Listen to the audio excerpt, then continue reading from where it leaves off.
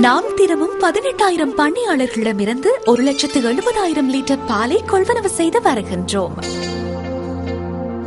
இலங்கையில் பால் உற்பத்தியை அதிகரிக்க செய்யும் அர்ப்பணிப்புடன் எமது உயர்ந்த தர நடைமுறைகளுக்கு அமைவாக உள்நாட்டு பண்ணையாளர்கள் பாலை உற்பத்தி செய்வதற்கு நாம் உதவுகின்றோம். நெஸ்லே இலங்கை பாற்பண்ணையாளர்களின் வாழ்விற்கு வலுவூட்டுகின்றோம்.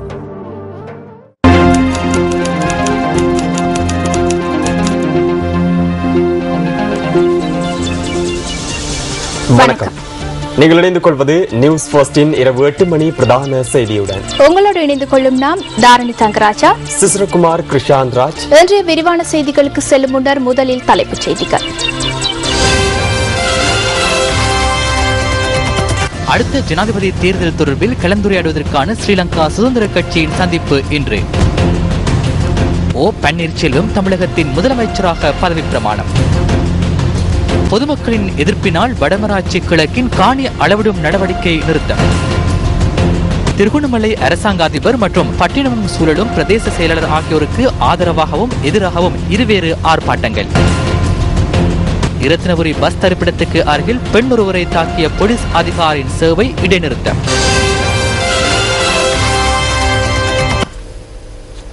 விரைவில் நடைபெறவுள்ளதாக கூறப்படும் ஜனாதிபதி தேர்தல் தொடர்பில் அரசியல் மேடைகளில் தற்போது அதிகம் பேசப்படுகின்றது. விரைவில் ஜனாதிபதி தேர்தல் நடைபெறுவதற்கு வாய்ப்பு இருக்கின்றதா? அவ்வாறென்றால் எப்போது இடம்பெறும்? அது தொடர்பிலான ஒரு கண்ணோட்டம் அடுத்து. பெரும்பாலும் அடுத்த வருடம் ஜனவரி மாதம் ஜனாதிபதி தேர்தல் நடைபெறுவதற்கு சந்தர்ப்பம் உள்ளதாக கண்டில் இன்று பிற்பகல் நடைபெற்ற வைபவம் ஒன்றில் அமைச்சர் கெஹலி ரம்புக்வெல்ல தெரிவித்தார். 4 வருடங்கள் நிறைவடைந்தவுடன் அரசியலமைப்பின்படி அவர் நினைத்ததின் பிரகாரம் தேர்தல் ஒன்றுக்கு செல்ல முடியும் என ஜனாதிபதி தீர்மானித்துள்ளார். அவ்வாறாயின் பெரும்பாலும் ஜனவரியில் தேர்தல் நடைபெறும். மத்திய செயற்குழு இன்று கூடுகின்றது. அதனால் இன்றைய தினம் தீர்மானம் ஒன்றை எடுக்கக்கூடும்.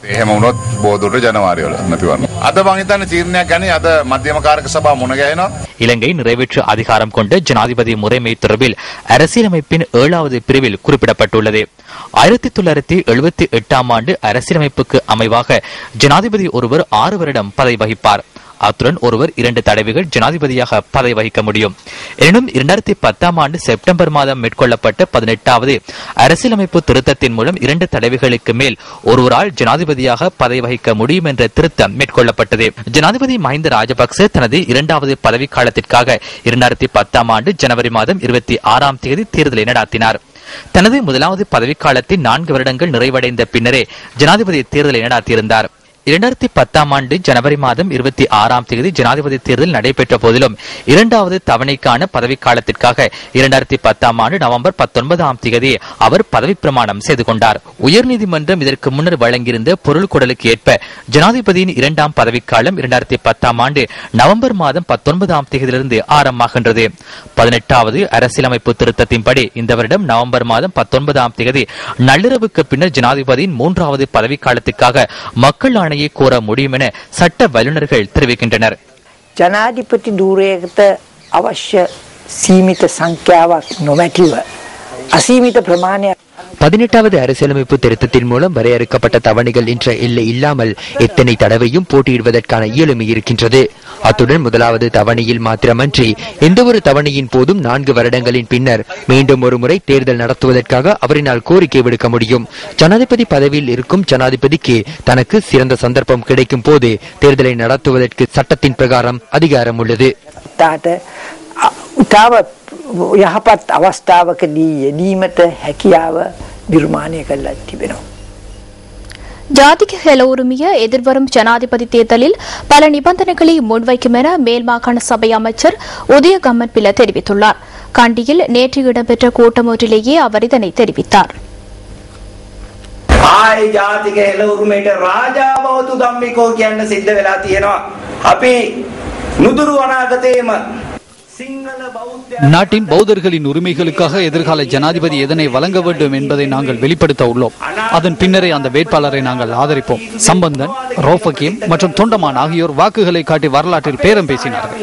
எத்தனை அமைச்சுக்கள், எத்தனை பிரதி அமைச்சுக்கள், தலைவர்கள் மற்றும் தூதரக பதவிகள் எத்தனை என்பதை அவர்கள் கேட்பார்கள். அல்லது பணம் என்றால் எவ்வளவு தருவீர்கள் என்று அவர்கள் கேட்பார்கள். ஆனால் எமக்கு அமைச்சு பதவிகள் முக்கியமல்ல, எமது கொள்கைகளே முக்கியமாக. அந்த போராட்டத்தை வெற்றி கொள்ள கட்சி பேதமின்றி எம்முடன் இணைய வேண்டும் என்று தேசப்பட்டுள்ள உங்களை கேட்டுக்கொள்கின்றோம்.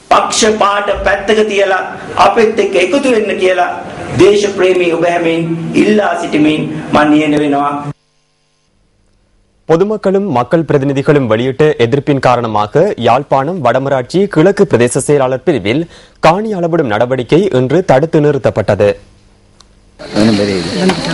யாழ்ப்பாணம் வடமராட்சி கிழக்கு பிரதேச செயலாளர் பிரிவுக்குட்பட்ட வெற்றிலைக்கேணி பிரதேசத்தில் காணியை அளவிடுவதற்காக நில அளவையாளர்கள் வருகை தந்தனர்.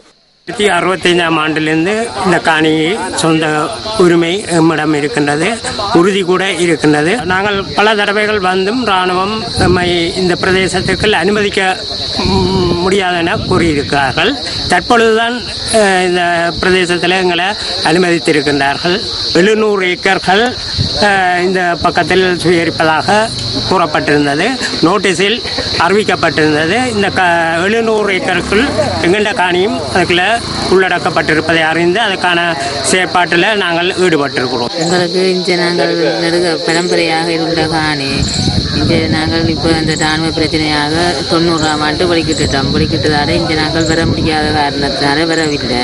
இப்போ அதுக்கு பிறகு இப்போ பாதை விட்டு தான் நாங்கள் இங்கே வரும்போது அலைவக்காரர் வந்து இங்கே வந்ததை நாங்கள் அதை தடுத்து நிறுத்தி போட்டு மீதியாக உள்ள மக்களுக்கு போய் அறிவித்து எல்லாரையும் இங்கே வரவழைச்சு கொண்டு இருக்கிறோம். பாரம்பரியமாக தட்டாங்கூடு என்ற இடத்திலே தோட்டம் செய்த ஒரு நல்ல தரை, நல்ல தண்ணீர் வளங்கள் உள்ள இடம்.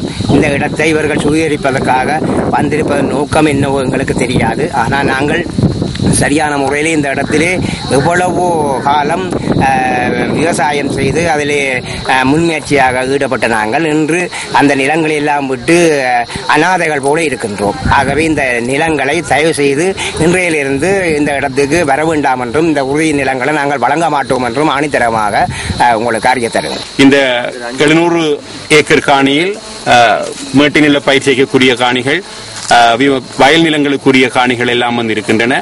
இவற்றில் 14 உரிமையாளர்கள் வந்து எங்களால் அடையாளம் காணப்பட்ட உரிமையாளர்கள் இன்று இந்த இடத்துக்கு வந்து சமூகம் அளித்து நில அளவையாளருக்கு தாங்கள் இந்த காணியை ஒருபோதும் தரமாட்டோம் என்று சொல்லி எழுத்து மூலம் அவர்களுக்கு இன்று வந்து கொடுத்திருக்கின்றார்கள். உண்மையில் இது ஒரு கிளித்தட்டு மாதிரி நாங்கள் வருவதும் அவர்கள் போவதுமாக இருக்கிறதிலும் பார்க்க சட்ட ரீதியான ஒரு நடவடிக்கைக்கு இந்த காணிக்குரிய உரித்தாளர்கள் வந்து தங்களை தயார் செய்ய வேண்டியிருக்கு. அதற்கான பூர்வாங்க வேலைகள் வந்து இன்று ஆரம்பிக்கப்பட்டிருக்கின்றன.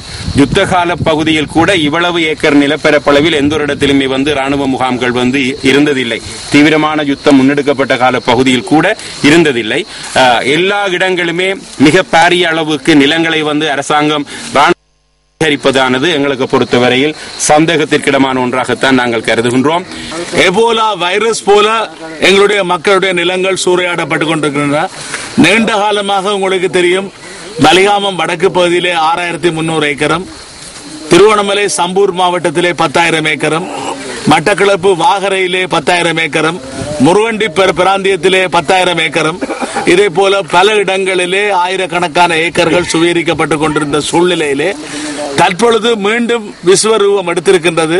இந்த காணி சுவீகரிப்பினுடைய ஒரு அம்சமாக போர் இறுதியாக நடைபெற்ற முள்ளிவாய்க்கால் பகுதியிலே, முள்ளிவாய்க்கால் கிழக்கு கிராமத்திலே 617 ஏக்கர் கடற்படை தலைமை காரியாலயம் முல்லைத்தீவு மாவட்டத்துக்கானது அமைக்க வேண்டும் என்று சுவீகரிப்பதற்கான முயற்சிகள், மக்களுடைய அந்த உறுதி காணிகளை சுவீகரிப்பதற்கான முயற்சிகள் எடுக்கப்பட்டன.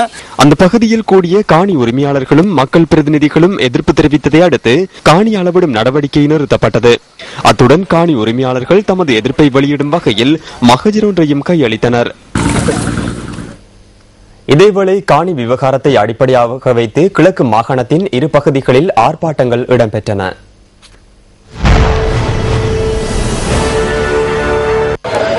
திருகோணமலை மாவட்ட அரசாங்க அதிபர் மற்றும் பட்டினமும் சூழலும் பிரதேச செயலாளர் ஆகியோருக்கு ஆதரவாகவும் எதிராகவும் இன்று இருவேறு ஆர்ப்பாட்டங்கள் நடத்தப்பட்டுள்ளன. பிரதேச செயலாளர் காணி பகிர்ந்தளிக்கும் நடவடிக்கையில் பக்கசார்பாக செயற்படுவதாக மக்கள் குற்றம் சுமத்துகின்றனர். ஐயா, நான் 2000 ஆண்டு காணிக்கு குடி போனான். 2002 ஆண்டு நான் பதிவு செய்தேன். எனக்கு 5 பொம்பளை பிள்ளை. நான் புருஷனுக்கு மேலாது 84 வயசு. நானும் இந்த பிள்ளைகளும் இவ்வளவு காலம் அதுக்கு இருந்து பாடுபடுறோம். ஒரு பதிவும் இல்லை. டிஎஸ் ஆஃபீஸுக்கு போனா பொரிசுக்கு போட்டு பொரிசுல விசாரணை 4 நட விசாரிச்சாச்சு இந்த 15 வருஷத்துக்கு இடையில. ஆனபடியா எங்களுக்கு எந்த வித அத்தாச்சனையும் இன்னும் தர இல்லை. இப்பயும் அடிக்கடி வந்து பொலிசு நாங்க இருக்கிறோமா இல்லையான்னு பாக்குறாங்க. எனக்கு ஆண் உதவியே இல்லை, ஆம்பளை பிள்ளையே இல்லை. எனக்கு எந்த உதவியும் முன்னுக்கு நின்று செய்ய யாருமே இல்லை. அத்துடன் தற்போது அரசாங்க அதிபராக உள்ள ஓய்வு பெற்ற ராணுவ அதிகாரியை பதவி விலக்குமாறும் இவர்கள் கோரிக்கை விடுத்தனர். இந்த எதிர்ப்பு ஆர்ப்பாட்டம் திருகோணமலை பிரதான பஸ் தரிப்பிடத்துக்கு முன்பாக நடைபெற்றது. இதேவேளை திருகோணமலை பட்டினமும் சூழலும் பிரதேச செயலகத்தின் ஊழியர்கள் மாவட்ட அரசாங்க அதிபருக்கும் பிரதேச செயலாளருக்கும் ஆதரவு தெரிவித்து கவனஈர்ப்பு போராட்டத்தில் ஈடுபட்டனர். இன்றைய தினம் நான் ஒரு இனவாதியாகவும் சிங்கள மக்களுக்கான காணி ஆவணங்களை பெற்றுக் கொடுப்பதில்லை என்றும் முறைப்பாடு ஒன்றை முன்வைத்து ஒரு சிலரால் பிக்கெட்டிங் ஒன்று ஏற்பாடு செய்யப்பட்டிருந்தது. எமது பிரதேசம் மூவின மக்களையும் உள்வாங்கிய பிரதேசம். நாங்கள் மூவின மக்களுக்கும் சமமாகவே நாங்கள் அனைவரும் கடமை புரிந்து வருகின்றோம். இது தொடர்பான தேவையான விவரங்களை யாரும் எங்களுடைய காரியாலயத்தில் வந்து பார்வையிட முடியும். இன்றைய இந்த நிகழ்வை ஒழுங்கு செய்தவர்கள் நிர்வாகத்தை குலைக்கும் ஒரு பிரிவினர் என்பதை நான் கூறிக்கொள்ள விரும்புகிறேன். மட்டக்களப்பு மாவட்ட மேய்ச்சல் தரைகளில் சட்டவிரோத குடியேற்றங்கள் இடம்பெறுவதற்கு எதிர்ப்பு தெரிவித்து பொதுமக்களால் இன்று ஆர்ப்பாட்டம் ஒன்று நடத்தப்பட்டது. செங்கலடி பிரதேச செயலக பிரிவுகளில் உள்ள கால்நடைகளுக்கான மேய்ச்சல் தரைகளில் சட்டவிரோத குடியேற்றங்கள் இடம்பெறுவதால் பால் பண்ணையாளர்களும் மாடு வளர்ப்பாளர்களும் பாதிக்கப்படுவதாக ஆர்ப்பாட்டக்காரர்கள் தெரிவித்தனர். மட்டக்களப்பு மாவட்ட அபிவிருத்தி குழு கூட்டம் மாவட்ட செயலகத்தில் இடம்பெற்ற போதே வெளியில் இந்த ஆர்ப்பாட்டம் இடம்பெற்றமை குறிப்பிடத்தக்கது.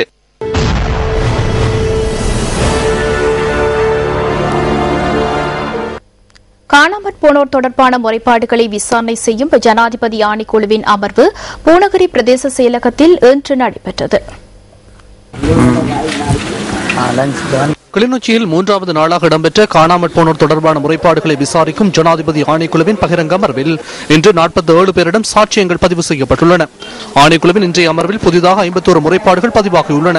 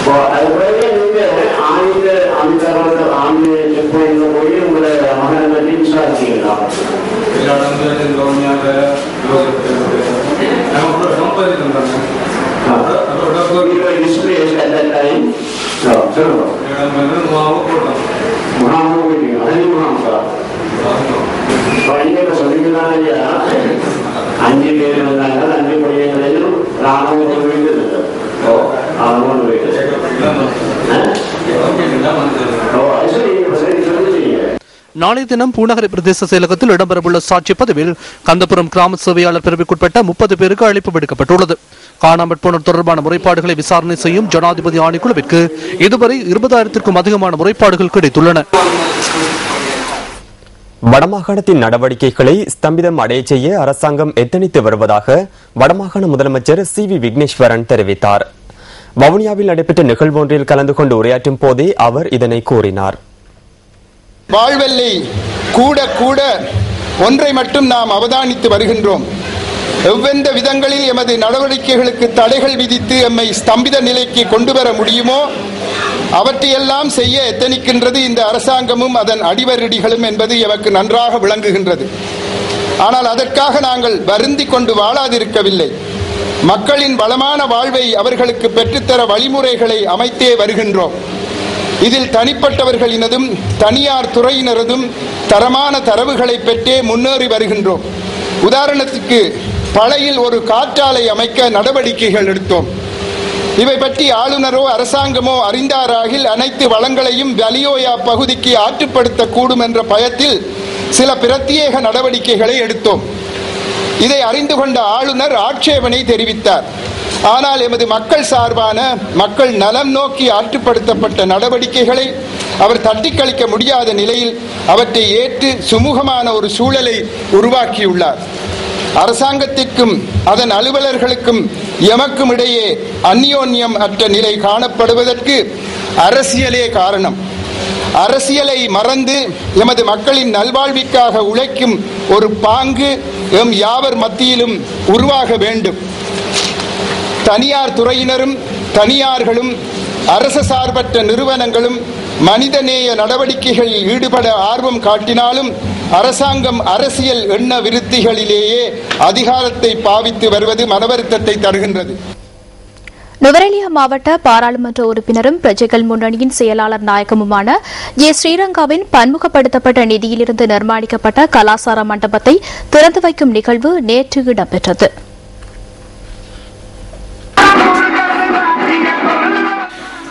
லிந்துல அக்கரகந்த தோட்டத்தில் நிர்மாணிக்கப்பட்ட கலாசார மண்டபம் பிரஜைகள் முன்னணியின் செயலாளர் நாயகமும் பாராளுமன்ற உறுப்பினருமான ஜே ஸ்ரீரங்காவினால் நேற்று திறந்து வைக்கப்பட்டது.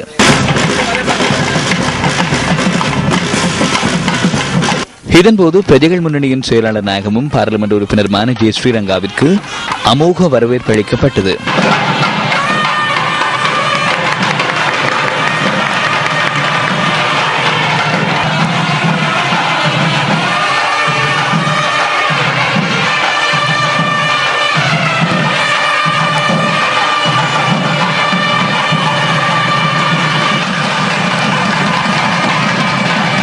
இந்த கலாசார மண்டபத்தின் திறப்பு விழாவை முன்னிட்டு மலையகத்தின் பல பகுதிகளில் இருந்து வருகை தந்த மேள நாதஸ்வர வித்வான்களின் இசை கச்சேரியும் இடம்பெற்றது.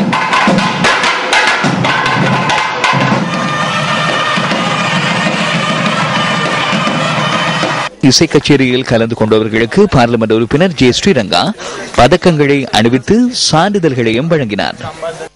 அதனை அடுத்து பாராளுமன்ற உறுப்பினருக்கு நினைவு சின்னமும் வழங்கப்பட்டது. இன்றைக்கு நுவரெலியா மாவட்டத்தில் கல்வி அமைச்சர் தமிழுக்கு தேவை.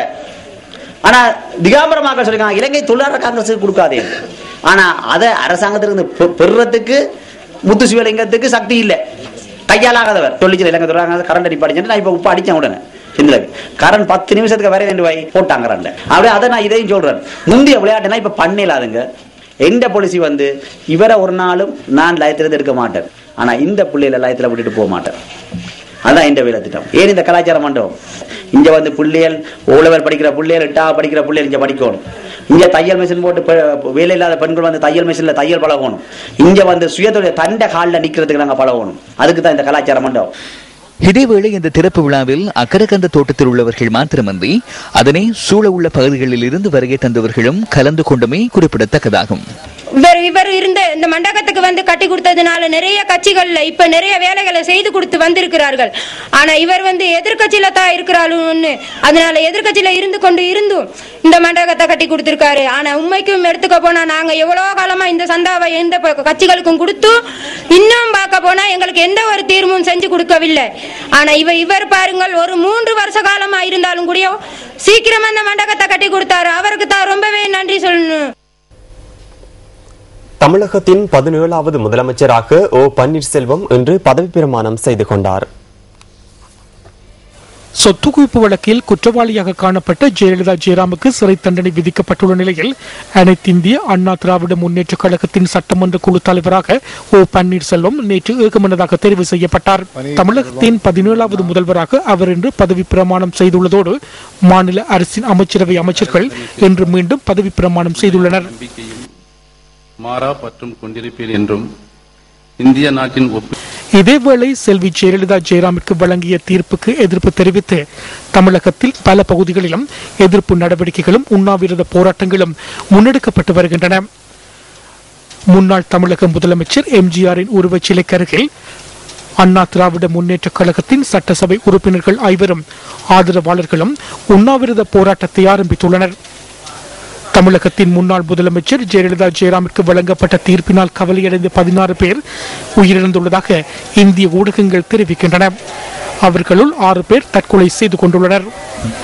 இதேவேளை ஜெயலலிதா ஜெயராமிற்கு எதிராக தீர்ப்பு வழங்கப்பட்டதை அடுத்து தமிழகத்தில் இடம்பெற்ற வன்முறை சம்பவங்கள் குறித்தும் தற்போதைய பாதுகாப்பு நிலை குறித்தும் இந்திய மத்திய அமைச்சர் ராஜ்நாத் சிங் இன்று இந்திய போலீசாருடன் கலந்துரையாடியுள்ளார். இந்திய காங்கிரஸ் கட்சியின் தலைவர் சோனியா காந்தி மற்றும் அவரது புதல்வர் ராகுல் காந்தி ஆகியோரை எதிர்வரும் கிறிஸ்துமஸ் பண்டிகைக்கு முன்னர் சிறைக்கு அனுப்பவுள்ளதாக பாரதிய ஜனதா கட்சியின் தந்திரோபாய செயற்பாட்டுக் குழுவின் தலைவர் சுப்பிரமணியம் சுவாமி தெரிவிக்கின்றார். ஜெயலலிதா ஜெயராமிற்கு எதிராக வழக்கு தாக்கல் செய்த கலாநிதி சுப்பிரமணியம் சுவாமி நேற்று பெங்களூரில் தெரிவித்திருந்த கருத்துக்கள் தொடர்பில் இந்திய ஊடகங்கள் அதிக கவனம் செலுத்தியுள்ளன. ஜெயலலிதா ஜெயராமுக்கு எதிராக வழங்கிய தீர்ப்பு நியாயமான தீர்ப்பு என்றும் அந்த தீர்ப்பை வழங்கிய நீதிமன்றம் தர்மத்திற்கு கட்டப்பட்டு தீர்ப்பு வழங்கியுள்ளதாகவும் கலாநிதி சுப்பிரமணியம் சுவாமி நேற்று பெங்களூரில் நடைபெற்ற நிகழ்வொன்றில் கலந்து கொண்டு உரையாற்றிய போது தெரிவித்துள்ளார். காங்கிரஸ் கட்சியின் தலைவி சோனியா காந்தி மற்றும் அவரது புதல்வர் ராகுல் காந்தி ஆகியோர் தமது அடுத்த இலக்கு என்றும் அவர் குறிப்பிட்டுள்ளார். நேஷனல் ஹெரால்ட் பத்திரிகை கொள்வனவின் போது இடம்பெற்ற பண பரிமாற்றம் தொடர்பாக அவர்களுக்கு எதிராக வழக்கு தாக்கல் செய்ய உள்ளதாக அவர் சுட்டிக்காட்டியுள்ளார். இவ்வாறு கருத்து தெரிவித்த கலாநிதி சுப்பிரமணியம் சுவாமியால் 18 வருடங்களுக்கு முன்னர் வழக்கு தாக்கல் செய்யப்பட்டு தற்போது சிறை தண்டனை விதிக்கப்பட்டுள்ள ஜெயலலிதா ஜெயராம் பிணை வழங்க கோரி கர்நாடக நீதிமன்றத்தில் மனு தாக்கல் செய்துள்ளார். இந்தியாவின் பிரபல அரசியல்வாதியான ஜெயலலிதா ஜெயராமின் பிணை மனு தொடர்பான விசாரணைகளின் அடுத்த கட்ட நடவடிக்கைகள் குறித்து அனைவரும் அவதானம் செலுத்தியுள்ளனர். ஜெயலலிதா ஜெயராம் இந்திய சினிமாவில் மக்கள் மத்தியில் புகழ்பெற்று சினிமா துறையில் நீண்ட காலம் இடம் பிடித்திருந்த செல்வி ஜெயலலிதா சொத்து குவிப்பு வழக்கில் தற்போது சிறைவாசம் அனுபவிக்கின்றார். ஜெயலலிதாவின் சொத்து குவிப்பு தொடர்பில் இந்திய ஊடகங்கள் இவ்வாறு தெரிவிக்கின்றன. 1991 ஆண்டு முதல் 1996 ஆண்டு வரை தமிழகத்தின் முதலமைச்சராக பதவி வகித்த காலப்பகுதியில் 10 மில்லியன் அமெரிக்க டாலர் சொத்து சேர்க்கப்பட்டுள்ளதாக அவர் மீது குற்றம் சுமத்தப்பட்டுள்ளது. இந்த சொத்துக்களில் 28 கிலோகிராம் தங்கம், 750 சோடி சப்பாத்துக்கள், 10,000க்கும் அதிகமான சாரிகள், தமிழ்நாட்டில் 1000 ஏக்கர் நிலப்பரப்பு என்பன உள்ளடக்கப்படுகின்றன. கடந்த பொதுத் தேர்தலில் 3வது பெரும் சக்தியாக விளங்கிய அண்ணா திராவிட முன்னேற்ற கழகத்தின் தலைவி ஜெயலலிதா ஜெயராம் இந்திய அரசியலில் முக்கிய இடத்தை பிடித்துள்ளார். உரிய முறையில் சொத்து விவரங்களை வெளிப்படுத்தாததன் காரணமாக அவருக்கு தண்டனை வழங்கப்பட்டுள்ள நிலையில் தேர்தலுக்கு முன்னர் தமது சொத்துக்கள் குறித்து வெளிப்படுத்த வேண்டிய எமது நாட்டு அரசியல்வாதிகளுக்கு இந்த முறை செல்லுபடியாகாதது ஏன்? ඉන්දියානු අධිකරණය අවුරුදු 18ක් ගිහිල්ලා හෝ යුක්තිය ක්‍රියාත්මක කරා. දැන් ආට පුළුවන් අපල් කරන්න. 18 வருடங்களின் பின்னரேனும் இந்திய நீதிமன்றம் சட்டத்தை நிலைநாட்டியுள்ளது. அவர் தற்போது மேன்முறையீடு செய்ய முடியும். இதேபோன்று இலங்கையில் 1972 ஆண்டு வரை நீதிமன்றம் சுயாதீனத்துடன் செயற்பட்டது. முழு நிர்வாகத்திலும் சுயாதீனத்தன்மை காணப்பட்டது. எனினும் சுயாதீன ஆணைக்குழு 1972 ஆண்டு யாப்போடு இல்லாது செய்யப்பட்டு 1978 ஆண்டு யாப்பில் சுயாதீனத்தன்மை மீள் உருவாக்கப்படாமையினால் அனைத்து நிறுவனங்களும் அரசியல் மயப்படுத்தப்பட்டுள்ளன. නොකිරීමත් හේතුවෙන් අපේ සියලුම ආයතන කාලාන්තරයක් තිස්සේ අධිදේශපාලනකරණයකට ලක් වෙලා තියෙනවා. இந்திய நீதிமன்றம் வழங்கிய இந்த தீர்ப்பு ஜனநாயகத்தின் உண்மை தன்மையை எடுத்து காட்டுவதாக அரசியல் ஆய்வாளர்கள் சுட்டிக்காட்டுகின்றனர். அதற்கு காரணம் என்ன? ඉන්දියාවේ ප්‍රජාතන්ත්‍රවාදය ලංකාවේ ප්‍රජාතන්ත්‍රවාදය වගේ නෙමෙයි. ලංකාවේ ප්‍රජාතන්ත්‍රවාදයක් තියෙනවා. නමුත් ඒක හැකිලිච්ච ප්‍රජාතන්ත්‍රවාදයක්. කොටු කරනු ලැබූ ප්‍රජාතන්ත්‍රවාදයක්. இந்தியாவின் ஜனநாயகம் இலங்கையின் ஜனநாயகத்தை போன்றல்ல. இலங்கையில் ஜனநாயகம் இருக்கின்றது, ஆனால் அது சுருண்டு போயுள்ளது. ஜனநாயகம் சொற்பளவே காணப்படுகின்றது. ஆனால் இதோடு இந்திய ஜனநாயகத்தை ஒப்பிட்டு பார்க்கின்ற போது அங்கு முழுமையான ஜனநாயகம் காணப்படுகின்றது. மிகவும் ஆழமான முறையில் அங்கு ஜனநாயகம் உள்ளது. நிர்வாக நிறுவனங்களும் நீதிமன்றமும் சுயாதீனமாக செயற்படுவதற்கு இடம் வழங்கப்பட்டுள்ளமையால் அவ்வாறு செய்யக்கூடியதாக உள்ளது.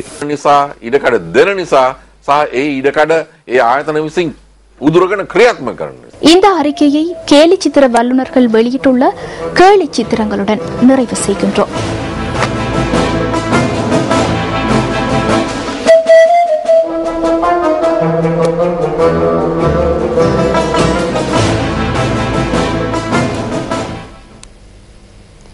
மட்டக்களப்பு கல்குடா கல்வி வலயத்திற்குட்பட்ட மயிலங்கரச்சை மலைமகள் வித்தியாலயத்தில் ஆசிரியரினால் தாக்கப்பட்டதாக கூறப்படும் மாணவன் தொடர்ந்தும் வைத்தியசாலையில் சிகிச்சை பெற்று வருகின்றான். கடந்த 26ஆம் திகதி குறித்த சிறுவன் மட்டக்களப்பு போதனா வைத்தியசாலையில் சிகிச்சைகளுக்காக அனுமதிக்கப்பட்டான். இதேவேளை இந்த சம்பவம் தொடர்பில் விசாரணைகள் ஆரம்பிக்கப்பட்டுள்ளதாக வாழைச்சேனை போலீசார் தெரிவித்தனர். மட்டக்களப்பு கல்குடா கல்வி வலயத்திற்குட்பட்ட மயிலங்கரச்சை மலைமகள் வித்தியாலயத்தில் கல்வி பயிலும் செல்வராசா வரதன் என்ற மாணவனே ஆசிரியரால் தாக்கப்பட்டுள்ளதாக முறைப்பாடு செய்யப்பட்டுள்ளது. தரம் 4 கல்வி பயிலும் இந்த மாணவன் மட்டக்களப்பு போதனா வைத்தியசாலையில் கடந்த 26ஆம் திகதி சிகிச்சைகளுக்காக அனுமதிக்கப்பட்டுள்ளான். குறித்த சிறுவன் ஆசிரியரால் மேசையில் தூக்கி அடிக்கப்பட்டுள்ளதாக முறைப்பாடு கிடைத்துள்ளதாக வாழைச்சேனை போலீசார் தெரிவித்தனர். தந்தையை இழந்த இந்த சிறுவனின் தாய் சவுதி அரேபியாவில் பணிப்பெண்ணாக பணியாற்றி வருவதுடன் பாட்டனாரே இந்த சிறுவனின் பாதுகாவலராக உள்ளார். உடனடியாக போய் போலீஸில் ஏஜி ஆஃபீஸில் அறிவிச்சினான். போலீஸில் என்ட்ரியை போட்டு உடனே வாழைச்சேனை ஆஸ்பத்திரியில் நிப்பாட்டினோடனே வாழைச்சேனை ஆஸ்பத்திரியில இருந்து இப்ப மட்டக்களப்பு சிகிச்சையில நடந்து கொண்டு எந்த நடைமுறையும் நடக்காம நிலைமையில இருந்து கொண்டு நான் இல்லாசில்ல நான் ஒரு வருகிறாள். நான் வந்து பொதுவான முறையில இந்த மகனை நான் வளர்த்தினான். 2 மாதத்தில அவங்க அப்பா இறந்து போனாரு. நான் 2 வயதுல எடுத்து 9 வயது மட்டும் நான் வளர்த்தினான். எனக்கு தான் ஒரு கஷ்டமான நிலைமை ஒன்று இருக்கு எனக்கு. இந்த சம்பவம் தொடர்பில் கல்குடா வல்லே கல்வி பணிப்பாளருக்கு அறிக்கை சமர்ப்பித்துள்ளதாக மலைமகள் வித்தியாலயத்தின் அதிபர் கே பரமானந்த ராஜா நியூஸ் போஸ்டுக்கு தெரிவித்தார். இது தொடர்பில் தமக்கு முறைப்பாடு ஒன்று கிடைத்துள்ளதாகவும் மேலதிக விசாரணைகள் இடம்பெற்று வருவதாகவும் வாழைச்சேனை போலீசார் தெரிவித்தனர். முல்லைத்தீவு வட்டுவாக்கல் நந்திக்கடல் பகுதியில் மீன்கள் இறந்தமை தொடர்பில் நாரா நிறுவனம் ஆய்வுகளை முன்னெடுத்துள்ளது. இதற்காக நாரா நிறுவனத்தின் குழு ஒன்று நந்திக்கடல் பகுதிக்கு நேரில் வருகை தந்துள்ளதாக மீன்பிடித்துறை திணைக்களத்தின் மாவட்ட பணிப்பாளர் ஜே சுதாகரன் குறிப்பிட்டார். வட்டுவாக்கல் நந்திக்கடல் பகுதியில் நிலவும் வெப்பநிலையால் ஏராளமான மீன்கள் கடந்த சில தினங்களாக இறந்த நிலையில் கரையொதுங்கியுள்ளதாக தெரிவிக்கப்படுகின்றது. கரையொதுங்கியுள்ள மீன்களை மண்ணில் புதைப்பதற்கான நடவடிக்கைகள் தற்போது முன்னெடுக்கப்பட்டு வருவதாக எமது பிராந்திய செய்தியாளர் தெரிவித்தார்.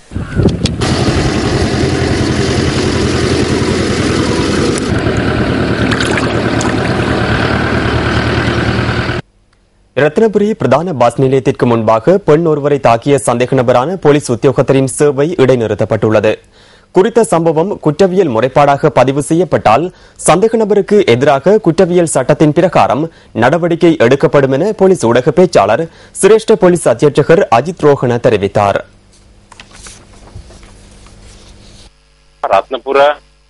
இந்த விடயம் தொடர்பாக ரத்னபுரி உதவி போலீஸ் அத்தியட்சகரின் தலைமையில் விசாரணைகள் ஆரம்பிக்கப்பட்டுள்ளன. எவ்வாறாயினும் சம்பவத்துடன் தொடர்புடைய பெண் இதுவரையில் கண்டுபிடிக்கப்படவில்லை. அவரை கண்டுபிடித்ததன் பின்னர் வாக்குமூலம் பெற்று சட்ட வைத்திய அதிகாரிக்கு வழங்க உள்ளோம். இதன்போது குறித்த விடயம் குற்றவியல் முறைப்பாடாக பதிவு செய்யப்படும் பட்சத்தில் சந்தேக நபருக்கு எதிராக குற்றவியல் சட்டத்தின் பிரகாரம் நடவடிக்கை எடுக்கப்படும்.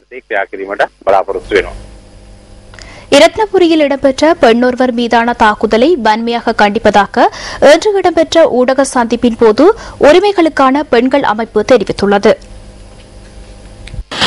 நாங்கள் எவ்வாறு சமூகமாக எவ்வாறு கட்டியெழுப்ப வேண்டும், எதிர்கால தலைவர்களாகிய எமது சிறுவர்களை இன்று நாங்கள் கட்டி காக்க வேண்டும் என்பதை பற்றி ஒரு விழிப்புணர்வு ஏற்படுத்திக் கொள்வதற்காகத்தான் நாங்கள் இந்த ஊடக சந்திப்பை நாங்கள் நடத்துகின்றோம். அதாவது இலங்கையில் நாளுக்கு நாள் நாள்தோறும் நடக்கின்ற பாலியல் துஷ்பிரயோகங்கள் மற்றது சிறுவர் துஷ்பிரயோகங்களை எடுத்துக்கொண்டால் சமுதாய வீழ்ச்சியைத்தான் இதனூடாக எமக்கு காண முடிகின்றது. முதியோர்களை அனைவரையும் கட்டிக்காக்க வேண்டியது ஒரு அரசாங்கத்தின் கடமை. அந்த கடமையை இந்த அரசாங்கம் சரிவர நிறைவேற்றுகின்றதா என்பதை நாங்கள் இந்த நேரத்தில் நாங்கள் கவனத்தில் கொள்ள வேண்டும். எம்பிலிப்பிட்டிய பனாமுர முச்சந்தியில் போலீசாரினால் தாக்கப்பட்டதாக கூறப்படும் நபர் ஒருவர் வைத்தியசாலையில் அனுமதிக்கப்பட்டுள்ளார். எனினும் அவ்வாறானதொரு தாக்குதல் இடம்பெறவில்லை என போலீசார் தெரிவித்தனர். எம்பிலிப்பிட்டி பனாமுர முச்சந்தியில் முச்சக்கர வண்டி ஒன்றின் சாரதியை சோதனையிட நேற்று 2 போலீஸ் அதிகாரிகள் சென்றுள்ளனர். போலீஸ் ஜீப்பில் வந்து இவரை அழைத்தார்கள். பின்னர் ஏதோ வினவினார்கள். அத்துடன் சோதனையிட்டனர். ஒன்றும் இருக்கவில்லை. அவர் தவறான விடயங்களை செய்ய மாட்டார். திடீரென அவரை தாக்கினார்கள். அவர் கீழே விழுந்தார். அவரை நாங்கள் வைத்தியசாலைக்கு கொண்டு சென்றோம்.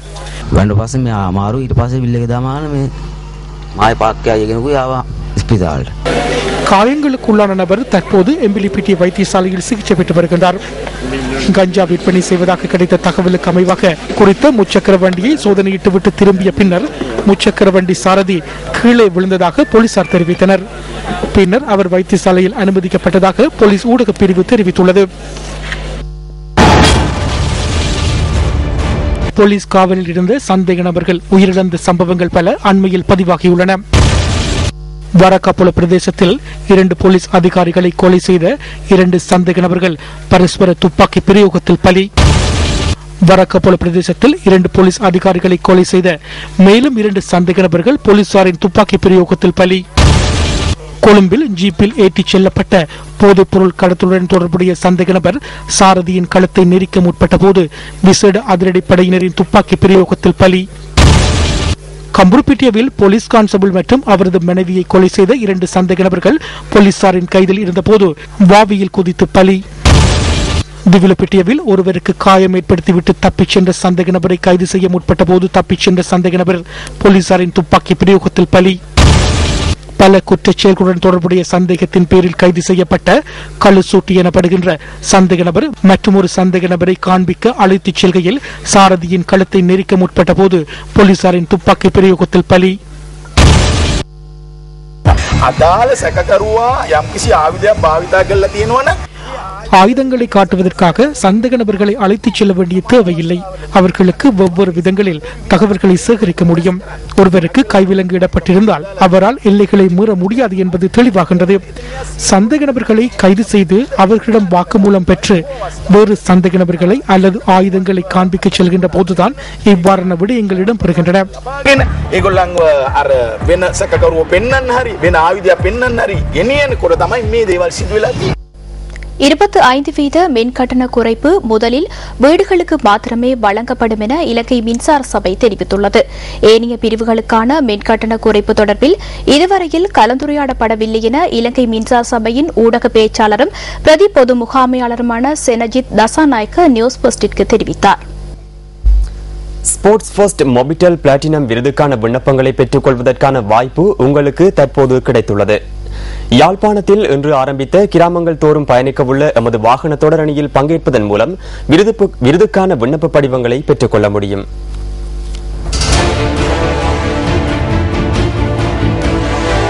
தேசிய மற்றும் சர்வதேச மட்டத்தில் திறமையை வெளிப்படுத்திய வீர வீராங்கனைகளை கௌரவிப்பதே ஸ்போர்ட்ஸ் ஃபர்ஸ்ட் மொபிட்டல் விருதின் உயரிய நோக்கமாகும்.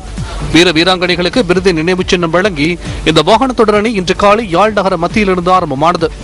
அத்துடன் இசை நிகழ்ச்சி இடம்பெற்றதோடு விருதினை பெற விரும்பும் வீர வீராங்கனைகள் இந்த வாகன தொடரணியில் விண்ணப்ப படிவங்களை பெற்றுக் கொள்ள முடியும். அத்துடன் உங்கள் மாகாணத்தின் சிறந்த வீர வீராங்கனையின் பெயரை குறிப்பிட்டு 1 லட்சம் ரூபாய் பணப்பரிசு 3 வெல்லக்கூடிய வாய்ப்பு ரசிகர்களுக்கு கிட்டவுள்ளது. இந்த வாகன தொடரணி நாளை கிளிநொச்சி நகரை சென்றடைய உள்ளமை குறிப்பிடத்தக்கது. இந்த விருது தொடர்பான மேலதிக தகவல்களை பெற்றுக்கொள்வதற்காக 0710420420 என்ற தொலைபேசி இலக்கத்துக்கு அழையுங்கள். இத்துடன் நியூஸ் ஃபர்ஸ்டின் இரவு 8 மணி பிரதான செய்தி நிறைவு பெறுகின்றது. வணக்கம்.